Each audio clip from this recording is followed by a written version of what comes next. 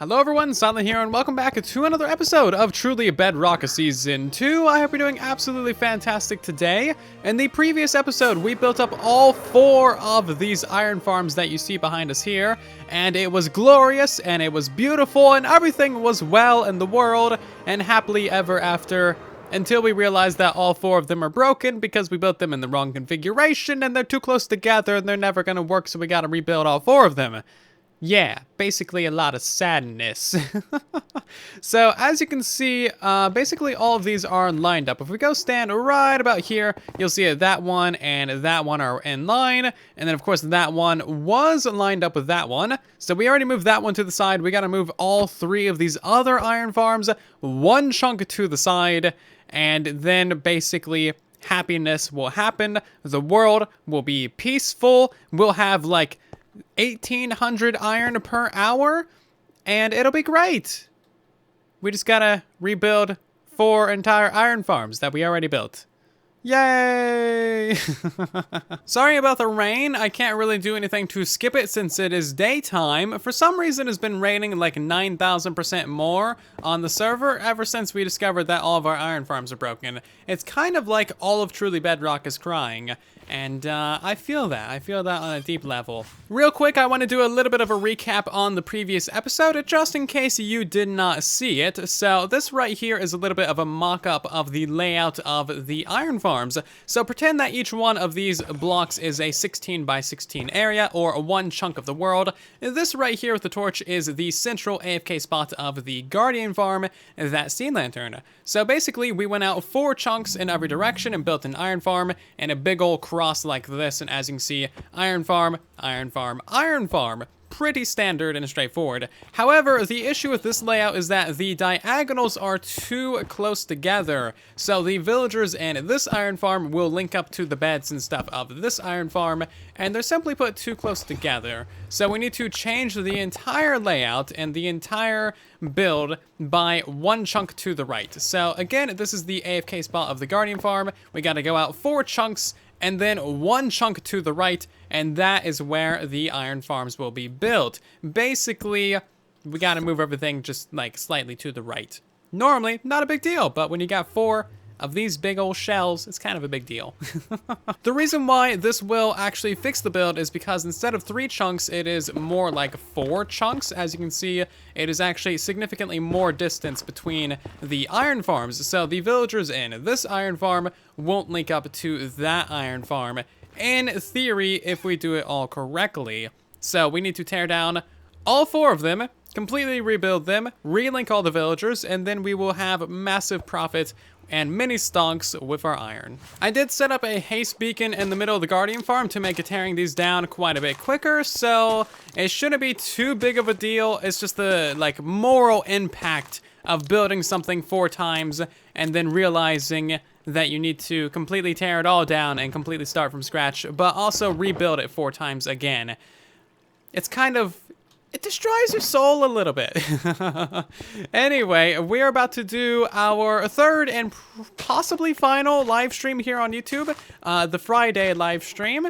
So this episode is coming out several days after that live stream. So everything I'm about to show you has totally been spoiled and is already on YouTube. So let's just kind of skip to the end because we all know how this story goes. Some time has passed, some things have been done, and we have some significant progress on actually making these iron farms function.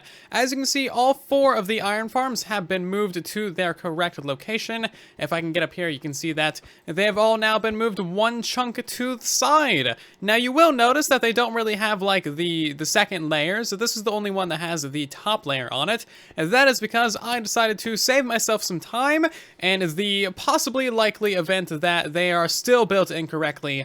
And, you know, once we actually get them functional, once we get iron golems from all 4 of them, then I will build the roof and the second floors to all 4 of them. But for now, they're still looking pretty good. As you can see, I got all of the villagers in a store. I need to move those guys inside of the iron farms, and I'm thinking I'm gonna put them probably like in that corner or in that corner, possibly both corners, and that way they are within the chunk and there's no extra complexity with them trying to detect the iron farms that are to their sides. Overall, we're getting extremely close, and I'm very, very nervous as to how this could go. I do have the second account on the server. He's down there AFKing at the iron farm. I mean, you know, the Guardian farm.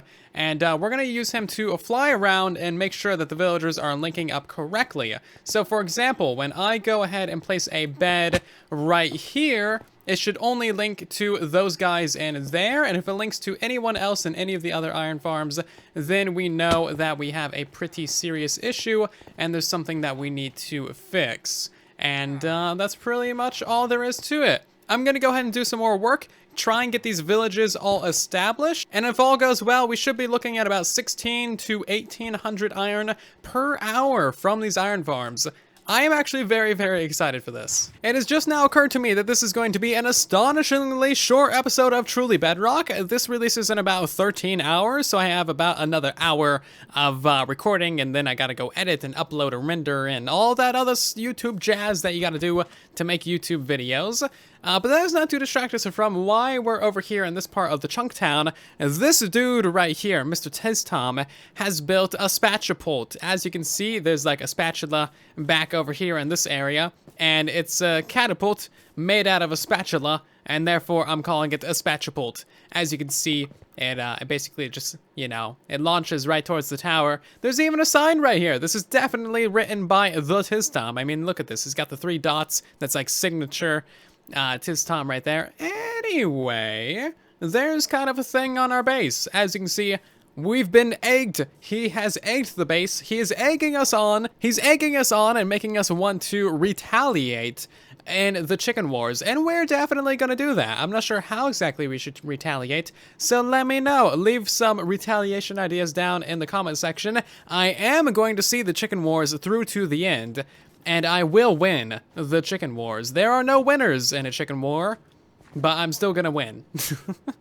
Oh, and by the way, we did turn on the Ray Tracing RTX because this is likely going to be the last episode and probably the last video on the YouTube channel with Ray Tracing. I am returning the RTX 3090 and I'm going to buy a 3080 whenever the prices actually go down. These things are way too expensive right now, so I'm going to, you know, hold out a while longer, however long that needs to be, for these things to actually become the proper price. That way I don't overpay for things. So yeah, we've enjoyed it for a little bit, and now we know what the ray tracing is like, and it's good, and it's great, and I feel like my computer right now with the 3090 is definitely bottlenecked with the CPU. So I need to basically upgrade the entire computer, and then I can put a 3080 in it, and then the entire computer will be really, really great. And then maybe in like 12 years, when I can actually get a graphics card, we'll have ray tracing again. But for the time being, we're going to enjoy it for the rest of today's episode. It might not seem like that much time has gone into today's episode just because of how short it is, but I assure you, we've already put about 8 hours into this episode. We've had several live streams, and now all 4 of the iron farms are actually completely done. I have 0 rockets to my name because you have to fly to get to these things, so we got the Riptide Trident for right now. But as you can see, all 4 of them are done. They are completely independent of one another. There are 4 villages, and all 4 of them have spawned an iron golem. We need to put the spawning layers on top of each one of them. As you can see, only that one has both floors, so that one, and that one need the second floor installed. And we also need to install the kill chamber as well. So there is a little bit more work to be done on these things, about probably 2 or so hours. I also would have liked to time-lapse today's episode, but I kind of needed the second account for making sure that all these iron farms and all the villages and villagers were doing the correct things. So we had some issues with these villagers connecting to beds all the way over there instead of connecting to the beds right in front of them. So we had to use the second account for that. So we couldn't time-lapse a single bit of any of the iron farm building, which is really quite sad. I wish we had a replay mod.